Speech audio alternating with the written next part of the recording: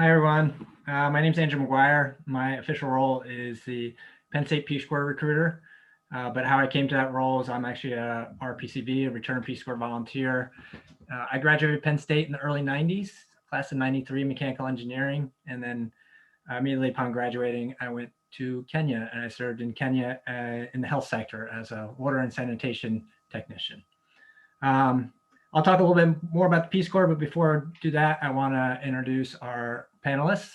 And so I'm going to hand it off to Andrea, and I'd ask Andrea, just give me a little overview of where you served in the Peace Corps and what specifically you did. Hi, everyone. My name is Andrea Magaña. I'm a second-year student at SIA. I was serving in Namibia as an education volunteer from 2017 to 2019. I was located in the Kalahari Desert. So I was English and PE and other classes teacher for middle school. Excellent. Thank you, Andrea. Henry, you're up next. So, hi, everyone. I'm Henry. I'm a first-year SIA student, and I was in Mongolia, where I worked as teaching English as a foreign language at a secondary school.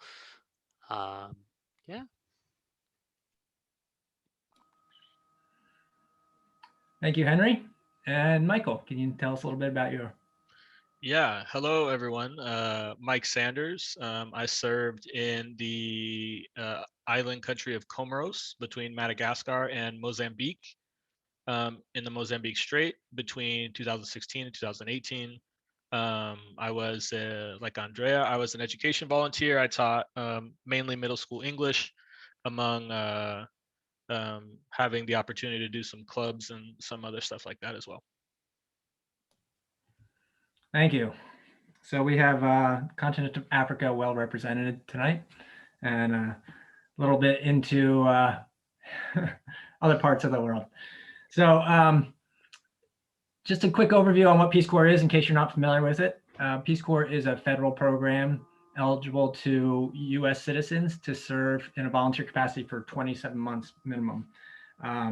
Peace Corps countries are all over the world. We're currently, well, prior to COVID, we're in 61 different countries, over 7,300 volunteers to invited communities to provide trained individuals to help them with their community needs.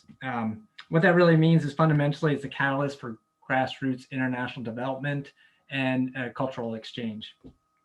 Peace Corps is open to all ages. You have to be 18 years, that there's no cap on the age. In my group, I served with people that were retirees, middle age, but majority of people are just graduating from college or a few years out of college or a few years out of graduate school. Application process takes about 6 to 9 months to go through the whole application process. I am the Penn State Peace Corps recruiter. I encourage you to get in touch with me or someone like me when you're thinking about applying, or if you want to learn more about the Peace Corps, and I can guide you through the process. But the reason why we try to do these RPCV chats as we talk, as we call them, is if you're interested in the Peace Corps or you're interested in a career in international development, it's good to get the perspective of return Peace Corps volunteers, hear about their experience, the pluses and the minuses. I'm sure we won't sugarcoat it and make it sound like a tremendous experience. Everyone has a unique experience. So with that, I'm going to start with the first question I'd like to ask to our panelists tonight is real simple question. What motivated you to apply for the Peace Corps? So Andrea, you want to start with that one? Sure. Well, personally, I have always been involved in service and volunteering through my life. So once that I finished college, I knew that I wanted to continue through that path, and I still want to continue through that path. So Peace Corps came like right to me. Has always, since I remember I learned about Peace Corps, I always wanted to do it. Of course, I didn't know much about it. Didn't have any expectations. So that was my reason to join. So can I just follow up on that, Andrea? You say you didn't know much about it. When did you start learning about Peace Corps? I will say like my sophomore, freshman year of college. I was not a citizen yet, so I became a citizen like my junior year. So like I started considering more serious around that time and doing some more research. But of course, like everything thing that you read or hear is going to be so different to your own personal experience. Sure. Thanks. Michael, you want to jump in there? Sure. So for me, I graduated undergrad just at the tail end of the Great Recession in 2012. Job market was not good. I had taken some odd jobs. The first like personal experience, like there's like this like general cultural awareness of Peace Corps, but the first like personal experience I had with someone who had like brought it up was one of my first bosses out of undergrad. He mentioned having done it and loved it, and wanting to kind of do it as like a retiree plan. And so I applied for Peace Corps out of like just as an option, as far as I wasn't really happy with what I was seeing in the job market, and looking for kind of that experience. I'd never traveled either. Before I got on the plane to fly to East Africa, I'd never crossed the Rocky Mountains. I'm from Seattle originally. So it was part adventure seeking, part wanting to make a difference, part a good option for me personally at the time. So if I can just follow up on that, Michael, one thing you said that's interesting is you had never traveled. So I think a lot of people think to be a strong candidate in the Peace Corps, you have to have had international experience, have traveled. So what do you think made you a strong candidate when you were applying for the Peace Corps? I think my openness, honestly, I really tried through the application process and the interview to put forward that while I hadn't been exposed to any foreign cultures outside of the domestic US, that I was very open to that and would have, and I just tried to portray a mindset that be would just be open to the experience. Fantastic. All right, Henry, you care to tell us what motivated you to apply and go into the Peace Corps? Yeah, so I, for my undergraduate studies, I studied international political economy. And during my last semester, because I was graduating in the fall, I was looking into sort of, what future career plans I could go into. And I really wanted to work for the federal government. And one of the benefits of Peace Corps is you get this sort of non-competitive eligibility for federal employment. And also it looks really good if you want to work in the field of development or international relations to say, look, I've had on the ground experience in Mongolia or in anywhere in the Peace Corps, I should say. And so I took that into serious consideration and applied for it. And I got in. And yeah, I mean, one of the big reasons was just because I also, beyond sort of having it on resume, was also just to see kind of development firsthand as well. Because it's a whole different experience going out there on the ground than simply reading about it out of books or theories. What I find interesting from the three answers is they're all slightly different. And I think that's important with the Peace Corps. It can't be because you want to save the world.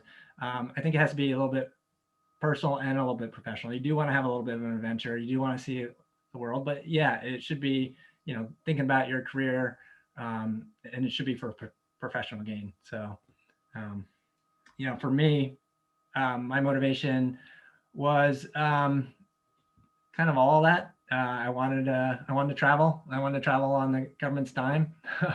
Peace Corps certainly pays the way for you. And I wanted to make a small impact. I want to learn another culture and bring that back to the US and teach people in the US about culture in Kenya. So I certainly can say I gained all that from my experience. So one of the challenges with the Peace Corps is as much as you prepare, as much as you attend these talks, read blogs, talk to recruiters, there's always something that's going to surprise you when you step foot in your country of service or you get settled in your community. There's always some big surprise. So I'd love to hear what was your big surprise, something that surprised you in your country of service, either good or bad, but whoever can think of one, go ahead. I'll never forget the ride in from the airport. So when you land on the Big Island, you land on the Big Island in Comoros. The airport's about 45-minute drive north of the capital. And the capital's not any better, but the drive from the one road that circles the island, from the airport to where our pre-service training was going to take place, was a ride I will never forget. It was, I knew I was going to someplace impoverished and exploited, but to see it, like Henry said, to be there and see it with your own eyes. Now, over the years, you gain an understanding of, like for an example, in Comoros specifically, the structures there are all concrete. There's no wood houses, and there a lot of times there's no paint on houses, and that's because you come to find out that Comorians like they kind of go like with a fine finish, a smooth finish of concrete on the house. To us, it looks like an unfinished house, but to Comorians, that's a finished home that people live in.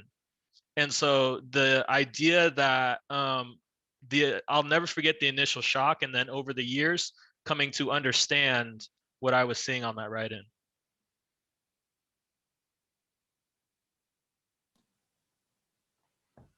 Henry, Andre, you got any surprises you care to share?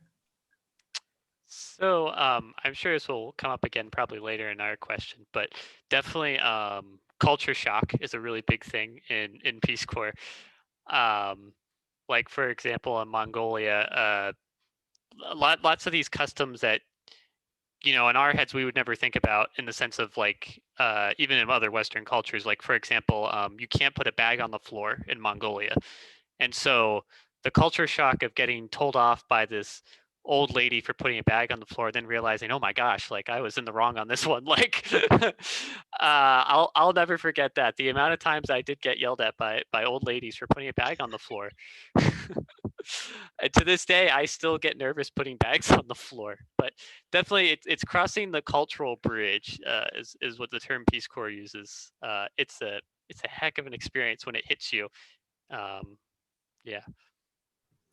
Going along with Henry talking about cultural shock, for me, it was interesting. I'm from Mexico, so we are also a really welcoming and warm culture. So in a lot of moments, I felt like really at home, and it was not a big cultural shock for me in some instances. Of course, there were other little things, I don't know, related to work or related to certain costumes, but overall, I didn't feel like a big cultural shock. There were a lot of moments that was just like, oh, this is just right, like back home. So just to add on to that question, you all talked about some version of a cultural shock, or just seeing things that really surprised you. But it sounds like for the most part it was early in your service. So just for point of explanation, Michael alluded to it, that the first 3 months for all volunteers is spent in training. So you're at a training center during the day, and the evenings you're staying with a local host family. So that's the Peace Corps' way to train you, to teach you the language, the culture, all the skills that are necessary to be a successful volunteer. So I guess just a question to all of you: do you feel like you were after those 3 months of training, you went out into the field for your site? Do you feel like you had the proper training, that you had a good understanding of the culture, or is it more of just you learn by your mistakes, and you know, after you get yelled at by the 5th time by an old lady, you finally remember to pick up those bags? Yeah. Yeah, this will be our first real Peace Corps take here. I don't think there is very little that can prepare you for what you do in a classroom. You know, you learn all this stuff, like for example, in Comoros, you learn all this stuff, all this like, you know, how people live, how the culture functions and all this.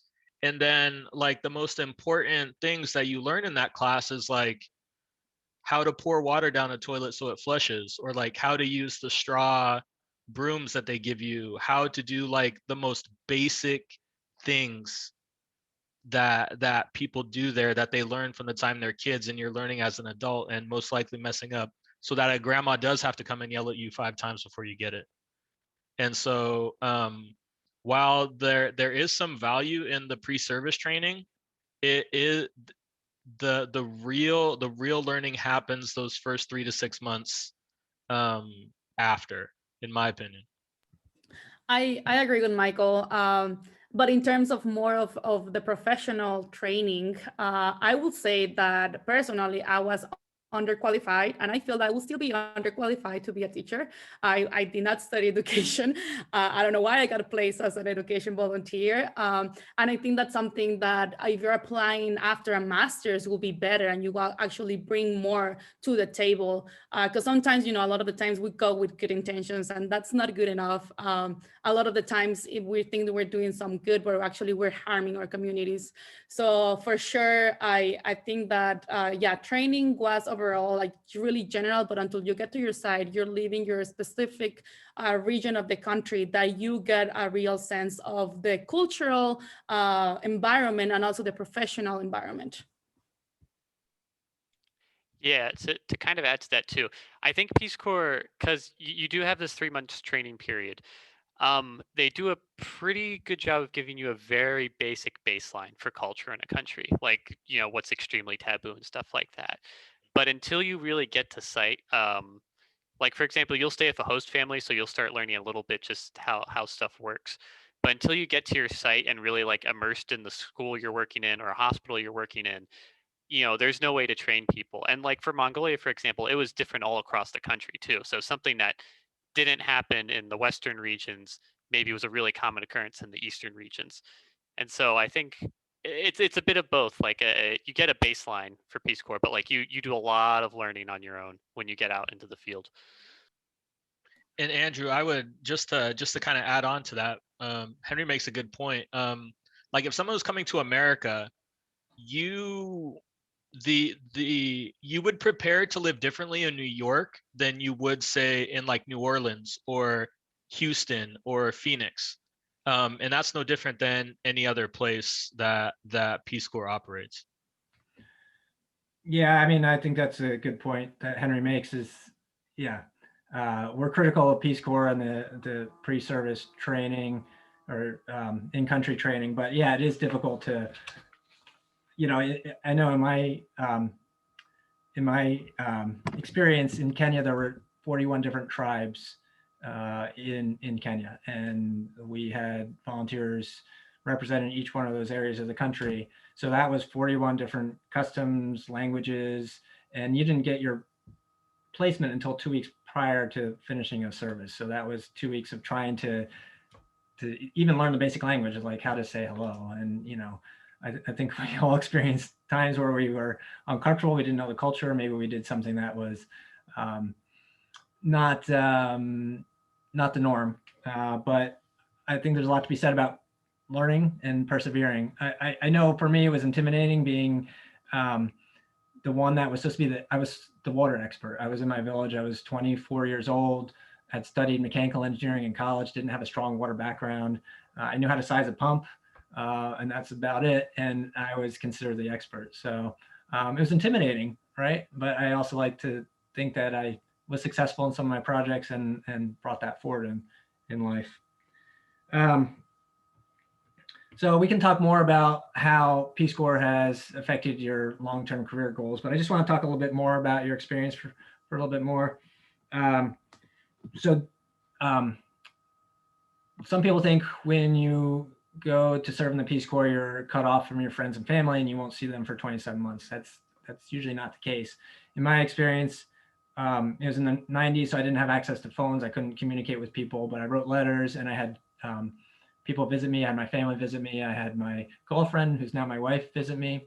So in that regard, it was a pretty good experience as far as my relationships with my friends and family. I'd like to hear from you. Did you have stay in close contact with friends and family, or was it difficult? And did you have anyone to come visit you?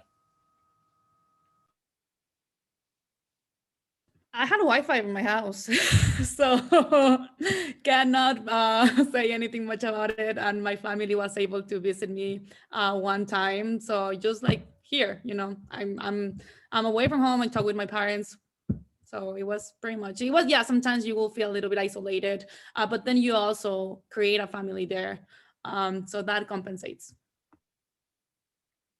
Yeah, 100% agree there. There is a point where towards the beginning you are reaching back home for that stability, but then ideally you do form that community. And community operates a lot differently in a lot of places in the world than it does in America. Community isn't like the people that in America maybe like are involved in a club and you see for a couple hours every night, or for practice or what have you, and then you go home. A community in like a lot of these places that Peace Corps operates, a community is like a full-time support structure that people are committed to each other and responsible to each other.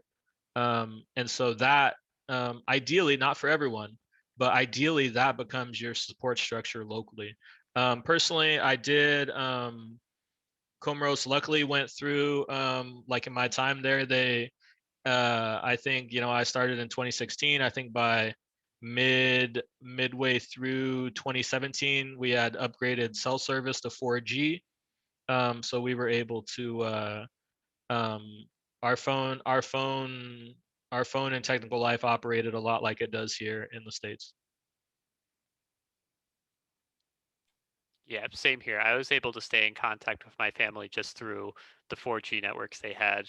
Cell phones in Mongolia were extremely common. The networks were pretty reliable. And I mean, it's kind of hard to have people visit just because it was so far away compared to Central American and South American Peace Corps places. But for the most part, I still had access to the internet.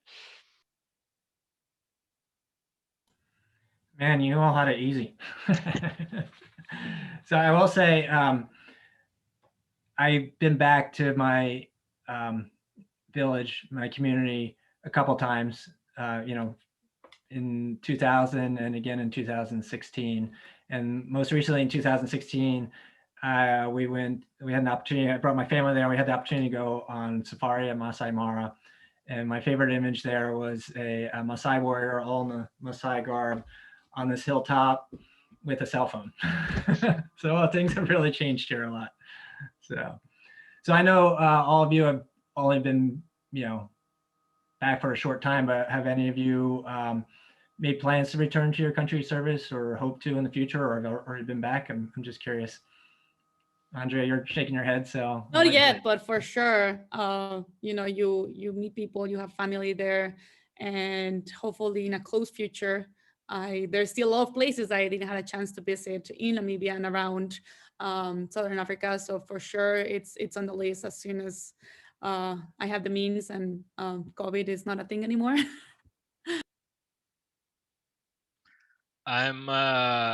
So while my service ended in 2018, I just returned in October of 2020. So I stayed. I enjoyed my time in Comoros. Comoros became home, and I found work there, and I stayed right on the same island I served at for almost 2.5, 3 more years. So being back is still very fresh to me. And I plan, Comoros is a majority Muslim country, so the month of Ramadan is coming up, and like Andrea said, if I have the means and I'm due for my second dose of the vaccine here, I plan on being there for the end of Ramadan, after we close out school here. So inshallah, as they would say. Wow, that's fantastic. How about you, Michael? I know you got, yeah. I was just gonna say, Mongolia, the price tag's a little high on the plane tickets, but possibly one day in the future when we have a bit more funds. Yeah, these places tend to be pretty far away and expensive to get to. So I know when I brought my family in 2016, it was a long time of saving, but it was really fantastic to go back. And I actually stayed in the house. I stayed in as a volunteer, bring my family there. And Michael, you had talked about community, and your new family becomes a community that you're living in. And those are really special people to me. So I was able to go back and experience that again, 20 years later, and live in the house and just had a fantastic time. That's one thing that hasn't changed. We still broke now as students. We have to be resourceful. That's a thing that for sure we learn in Peace Corps. So that's a lesson that we're still applying today.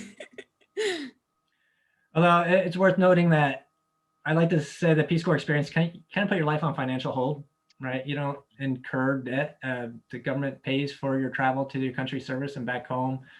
They cover all your costs in country, which is a monthly stipend, which covers secure housing, food, and other incidentals. If you have federal student loans, those can be deferred while you're in service. And it's an opportunity to travel, have a great experience, and then come back kind of in the same financial state you were when you left. But you also get a readjustment allowance, which is, after 27 months, right now is about $10,000 that you can use towards whatever you want. So. All right, let's shift focus a little bit and talk about Peace Corps and international careers. So since you're all SIA graduate students, I'm just curious how Peace Corps has influenced your current career trajectory. Were you along this trajectory prior to going to Peace Corps, and Peace Corps was part of the plan, or has Peace Corps influenced your decision to where you're at now? I know, Henry, you already talked about this a little bit more, but maybe Michael, you want to start with that one? Yeah, sure. So for me, like when I talked about joining, I'd always kind of studied the world and different cultures from my computer screen, a lot of Googling and a lot of rabbit holing on the internet to study random things that caught my interest at any one point. And so the opportunity to get out there and really experience it was something special. And that the Peace Corps translates that passion for the world into the professional realm. So I was able to I went to Comoros, and the languages there, they speak Comorian, which is like I'm pretty sure if your Swahili is still good, or if you speak Swahili, we would be able to understand each other. It's a very close relative of Swahili, and they also speak French. So I was able to pick up 2 languages there while I was in Comoros. That like I mentioned, I stayed there, and that was largely based off of my language capabilities. I taught 1 year at the National University on my island, where I continued teaching English and linguistics and American history.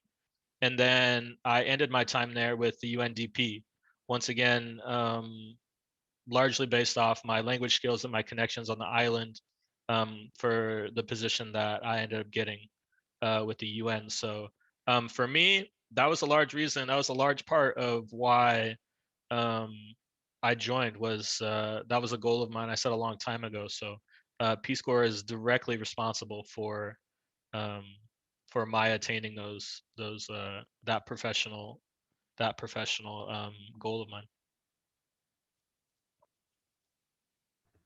For me, as I mentioned, one of my big drives to joining Peace Corps in the first place was service. So being in Peace Corps for sure shifted and allowing me to see how the development of different institutions help countries or sometimes don't. So right now, in terms of my future career path, I'm looking into finding more sustainable and accountable ways in which these kinds of institutions like Peace Corps can actually create more development and in a more sustainable way, and being more accountable of the different programs that already exist, and changing those frameworks, because sometimes we are aware that they don't work anymore. Yeah, and I talked a little bit about before sort of the federal employment route through Peace Corps. And I would say, I have evidence of this from talking to the State Department. It does help if you want to go into federal employment, especially to have Peace Corps there. And it really, it gives you kind of a step into the door in the career realm for federal employment. As for has it affected sort of what I want to focus on, I would say it definitely has kept me focused on international relations, having like done it actually in the field, uh, in economics and politics. Can I jump in on that one just briefly? Yeah, sure. I've often asked the question when we take students to visit NGOs working in the development sphere, UN agencies, federal government, other things that are connected to development. And the question often comes up around what kind of experience do people need to get those jobs? There was one very striking conversation we had at UN Population Fund where they described that they typically look for 2 to 3 years of experience in the developing world before they hire for those kinds of positions. And somebody from SIA put up her hand and said, okay, but how do I get that experience? And they just looked at her like, Peace Corps, do it. That's exactly what we're looking for. And so it's experience that can translate in a whole variety of directions. So I think there's a lot to be said for it. Certainly Henry's point about non-competitive eligibility for federal employment is very true. You keep that non-competitive eligibility for a year after Peace Corps or a year after graduation. So if you return from Peace Corps, come to graduate school or take other kinds of school, you still have it for a year after you complete that program. And I think it's up to a maximum of 3 years or something like that. And that gets you into a preferred hiring status for federal government agencies. And so they'll look at your application before they'll look at people who don't have that status. And one of our alums at USAID, and she's talked frequently about, and she's a Return Peace Corps volunteer. USAID is full of Return Peace Corps volunteers. And she said she's not seen anybody hired without some kind of preferred hiring status. And Peace Corps is one of the ways to get that. So that it can pay off in a whole variety of directions. Thanks, Grant. Yeah, those are great points. And I think something that the international development world recognizes is that Peace Corps experience and the model of the Peace Corps and how they approach developmental work. I guess the next question would be, in your experience, how has Peace Corps changed your perspective on the approach to international developmental work? Anyone want to tackle that?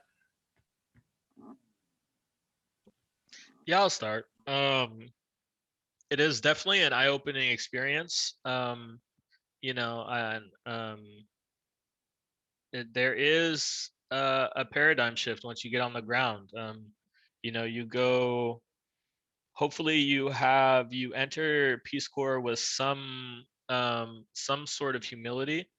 And like you said, you're not going over there to save the world. You're not doing anything of the sort. And as Andrea alluded to, there is kind of a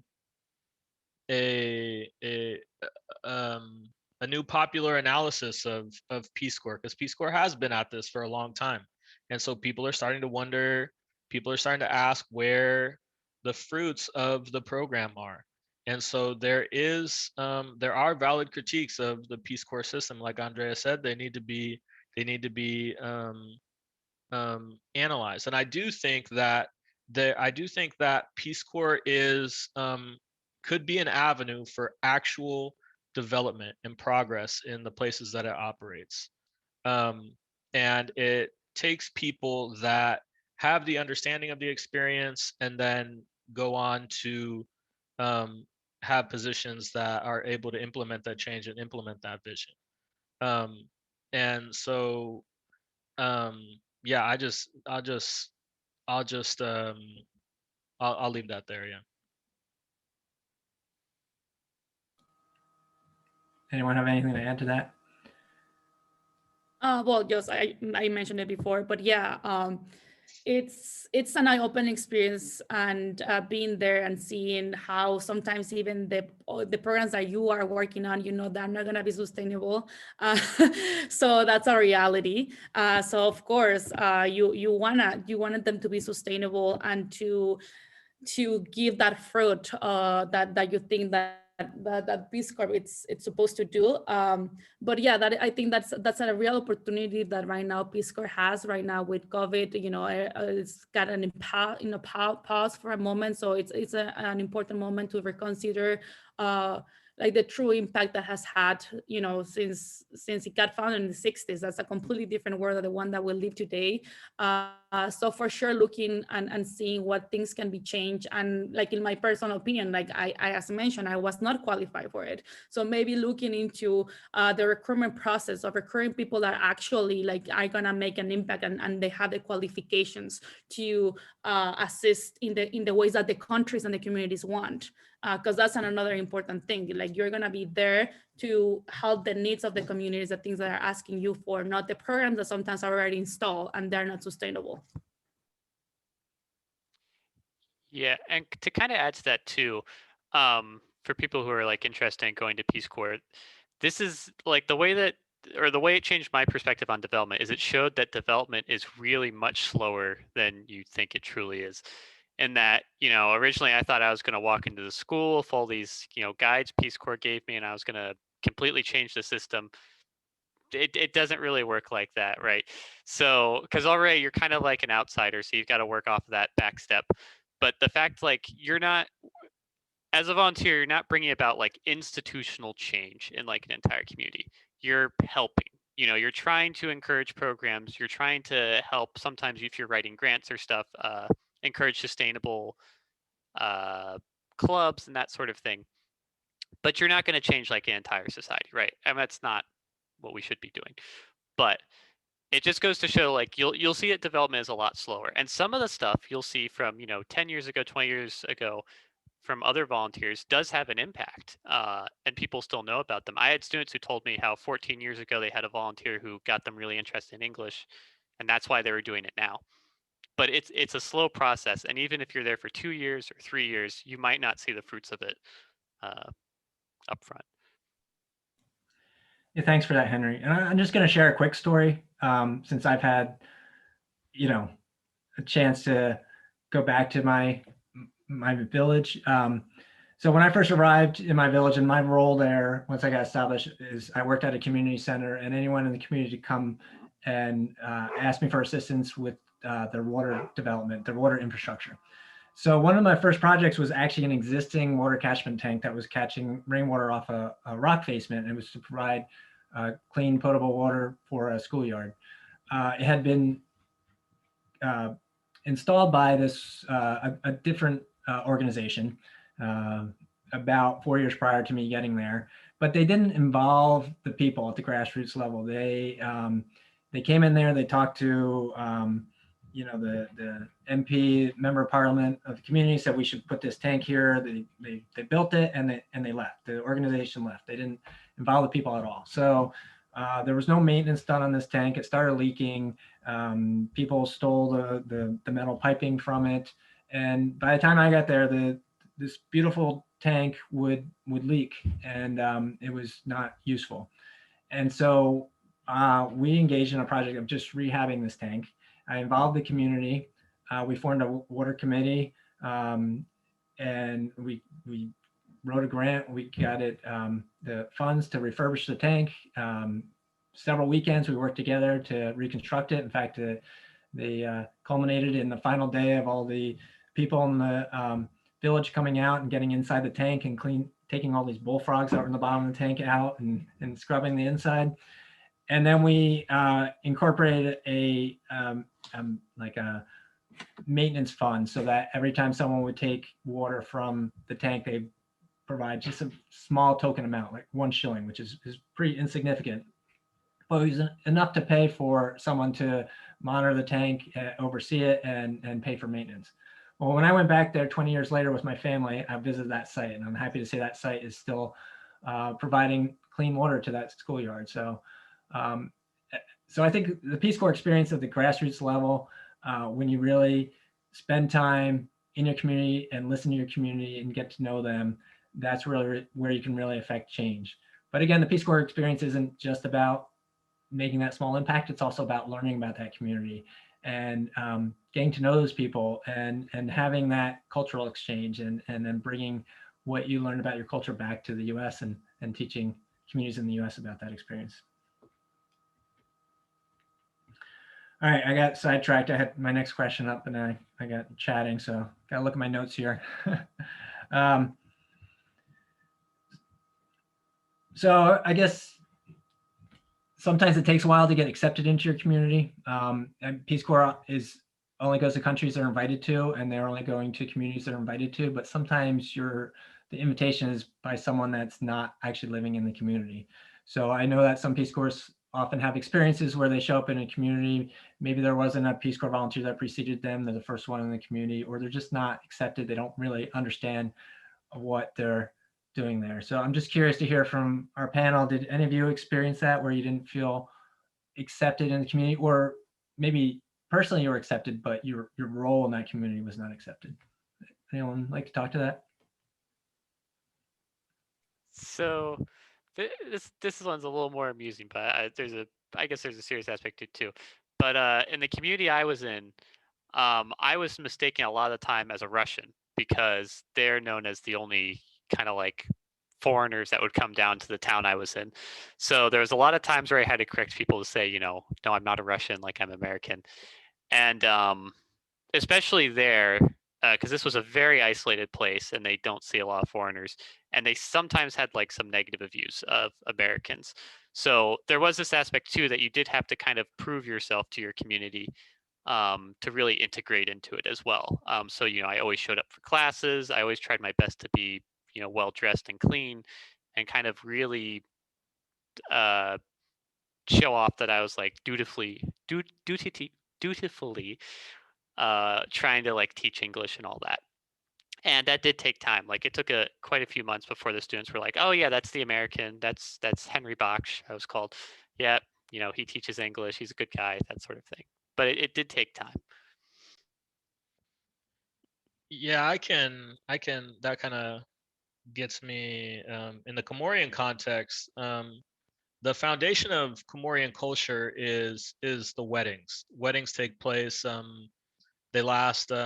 Big weddings, small weddings can last about a day, or the big weddings can last about 7 days. So integration into my community, I very early on I viewed that as, it started out as kind of like the cultural, like the like learning an anthropological type sense.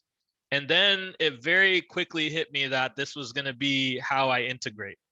And so like Henry said, he talks about showing up to class and doing that. For me, it was showing up to the weddings that were constantly going on before people were like, wait, that guy. And another fun fact about Comoros is it was just started in 2015. So I was the first person where I was. There was no Americans before us. There was group one who had been in another site, but I was the first person in my site. And so I was not confused for Russian, but I was confused for French, because the only foreigners that go to Comoros historically are French people. And so, I mean, even after I spent my almost entire 5 years there telling people who didn't know me that I wasn't French. So that is a thing that happens. But for me, it was definitely the weddings that, like Henry said, that helped me integrate rather quickly into the community, because I was the American who like went to the weddings and did the dancing and all that stuff. So every site, every culture, every place is going to have a slightly different avenue in that aspect. I agree totally on that. For me, it was a little bit different because in Namibia, Peace Corps has been there since Namibia became independent in 1990. So the presence of Peace Corps in, I will say, the majority of the countries is well known. But for me personally, as a woman of color, what's a little bit different, because they have this image of like, oh, a Peace Corps volunteer is usually a white dude or a guy or a girl. So for me, it was... sometimes will look better for me because like I will be like blended more than others. So I was like more, well, not welcome, I would say welcome, but like I was able to integrate easier for that reason.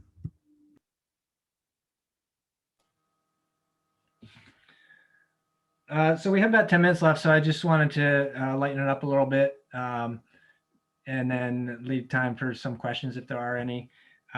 But I'm going to start. I thought it's always fun to tell a favorite story that you might have, and Mike made me think about weddings, and certainly that's one of the neat parts about the Peace Corps experience is you become part of this community and you get invited to weddings and funerals and birthday parties and the like.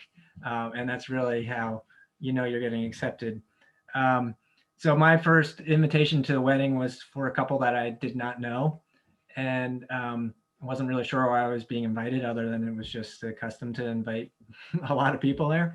And then they also asked me to bring my camera. And I realized that the reason they invited me there was because I owned a camera and I was the only one in the area that owned a camera. So I became their official wedding photographer. So you can imagine, I was the first Peace Corps volunteer in my village, and most people had never seen a white person in their life. I used to have kids that would run up to me and wipe my skin to see if it was dark underneath. So I stuck out, and so you can imagine on the wedding day, here I was trying to be inconspicuous and take pictures of the wedding and walking around the altar taking pictures, and the whole crowd was staring at me instead of the couple. So just a funny experience, but that was my first Kenyan wedding. Anyone else care to share a favorite story they have from their experience? We've the three of us have kind of talked about this in like separate conversations, but everyone in Peace Corps has a transportation or travel story. And for mine, my favorite one was I had gone up the mountain on the island to stay with a friend of mine. It was always very hot in my village, so hot, like almost unable to sleep hot. And so on the weekends when we didn't have class, I could go up and stay with my friend who lived in a mountain village where it was much more temperate. And I remember I got up to catch the morning bus down the mountain, and the morning bus just had a full-grown cow. They had took out the back seat of our van, like our 20-passenger van, and just laid a cow in the back there. And so there was yeah, I think that specific trip, we had a full-grown cow in the back. We had some goats tied to the roof, and a lady in the front seat was bringing chickens to the Capitol that she was selling. So we had the whole barn on a 20-passenger van. And what people need to know is just because you got a cow, some goats, and some chickens doesn't mean that the bus driver is taking any less people. We still had our 20 to 25 people in that bus. The seating arrangements were just a little bit different. So yeah, that's one of my favorite stories is the 2-hour-long bus ride to the Capitol with probably 800 to 900 pound steer. It's Noah's Ark. Yeah. I can relate. I can go. I've got a transportation one as well. We were taking a group of students down for these Special Olympics in 2 provinces over. And so, of course, this is, 18 hours, bumpy, like not real roads, like it's just dirt and stuff. And essentially, we were in, if you think kind of like a minivan, it's called a meeker. So it's either like a short bus or a minivan, which realistically could sit 6 people, but somehow you'd fit in like 14. And so this whole trip back, we just had a series of weird events, one after another. At one point we passed a car that was like 2 feet deep in snow, and so we had to stop to help pull it out. Another time we stopped, there was a group of hunters just on the side of the road with an AK-47. We had to let them in so that we can take them into town. And at one point the steering broke down on the car. So the driver does what? Well, he gets out, he takes some duct tape and he tapes the transmission to the steering wheel, basically, and turns it into there's no more power steering. So we're driving around with duct tape steering wheels. Just the insanity of transportation. Like Mike said, it's true for every Peace Corps volunteer. It's crazy. This is just one trip. Yeah. Yeah, for sure. Along the transportation storyline, Namibia, it's like that the travel distances are super long. And on top of that, Peace Corps usually put a lot of restrictions for your safety. So it is also like always kind of a rush finding hikes and and transportation. So we were getting together in the capital of my region to celebrate Thanksgiving, me and other volunteers. And a volunteer was able to find a turkey for Thanksgiving. Turkeys are not like a typical thing in Namibia. They're almost non-existent. He bought it from this auntie, and the auntie was like, "What are you gonna do with him?" Like, "Oh, we're gonna eat it." And she was like, "Okay, whatever." So we were in the hiking point trying to find a hike back to the capital, and opposite to the story of Michael, like nobody would want us to take us because we had a turkey with us. And then we were able to find a kumbi, and then the driver charged us also for the turkey, because yeah, why not, right? It's taking space. So once that we got to the capital, we were ready to prepare the turkey. Like we were not like finding any of the ingredients, and none of us knew how to kill a turkey, of course. So let's say it was an interesting Thanksgiving. Fortunately enough, someone helped us, put some rest the turkey, and none of the Namibian friends that also wanted to try it, of course, because they don't eat turkey and it didn't look really well. But they try other or like typical Thanksgiving dishes that we try to make. How'd the turkey taste? We did in the same. We killed it and prepared it the same day, because that's how it happened. So it was okay. Not the best turkey I had in my life, that's for sure. Those are great stories. So we have about 5 minutes left. I can open up for questions if anyone has for us. Just feel free to unmute yourself and fire away.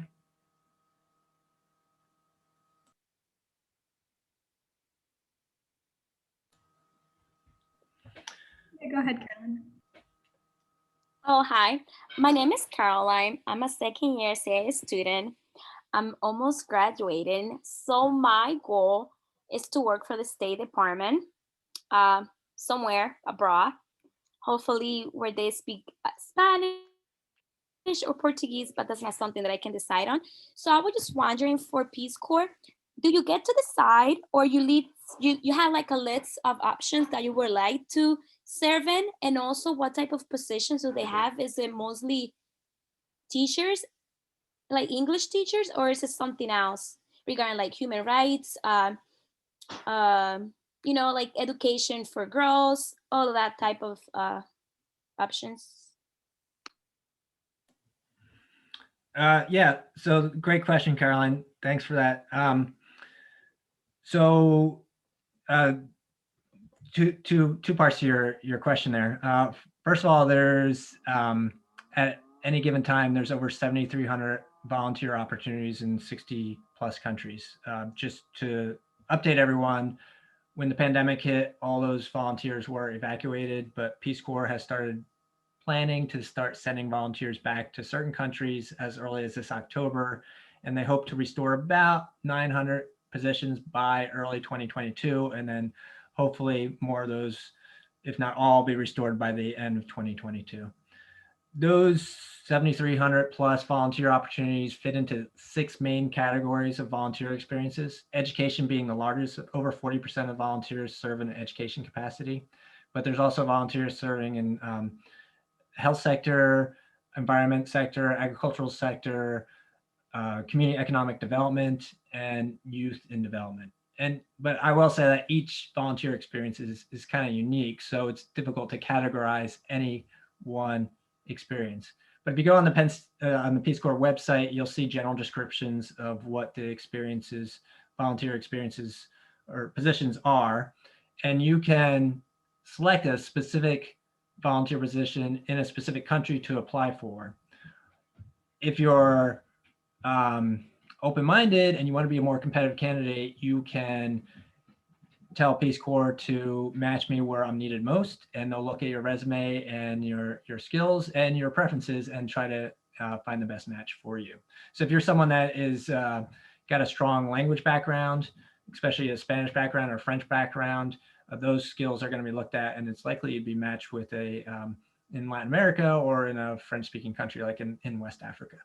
If you don't have the language background, but that's something you want to pursue, in in the future, then you can select that. And if you get offered to apply for a position that doesn't match that career path, then you do not have to move forward with that. You could withdraw your application or ask to be considered for other positions. So I want to add on to that, Andrew, and I will ask Henry and Andrea, because I was told by the group that came in after me in 2017 that their application process was a little bit different than mine. So when I applied, and I applied twice to Peace Corps. I applied the first time in 2014, and was selected for Morocco, but didn't get an interview. And then the second time in 2015, where I was selected for Comoros. And on the application process, there was there were 3 options. You got to choose 3 places that you wanted to go. And so the strategy then was to put your number 1 choice, your number 2 choice, and then number 3 you could leave for anywhere you want to go. But what I was told by people in the group after me in Comoros was that their process was a little bit different, which is where I'll ask Andre and Henry to come in, was that that was no longer a thing, and that they that there was only like 1 option. Is that how you guys applied? If I remember correctly, and this was a little while ago, so I'm not entirely sure. I remember I had the choice of Mongolia, and then there was a checkbox, I think, that said if you wanted to be sent, or if you were willing to go to a different place, like select here. Because I know there was a lot of people in Mongolia who were there because they had just said that they would go anywhere. So I think that is definitely an option. I don't remember exactly what it said on the application, and again, it could also have changed too. Yeah, for me, it was the 3 options that you can select any 3 countries or just put open to go anywhere. But Caroline, regarding to your question, that's like a place that I will be kind of carefully looking through all the opening positions that are available at the moment, if you are interested to go, and see if you fit those qualifications of the programs. Because a lot of times when you place like whatever you want to go, they try the best to match your set of skills, but the majority of the times that doesn't happen because a lot of external circumstances. But try your best to look where you think your set of skills will best match the position that are advertising. Thank you.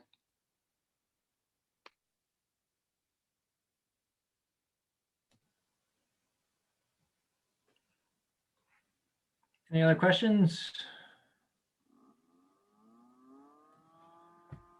All right. Well, that's about as much time as we have.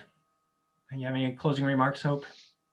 Yeah, I just want to thank you for moderating and for all of our panelists and everyone who came. I really appreciate your guys' perspectives, and I think everyone else in SIA will enjoy looking back at the video. Thank you. Thank you, Hope, for Andrew. Yeah, thank you. Thanks, everyone. Yeah, Thanks for SGA taking the initiative on this. Kwaheri. All right, I know. Bye.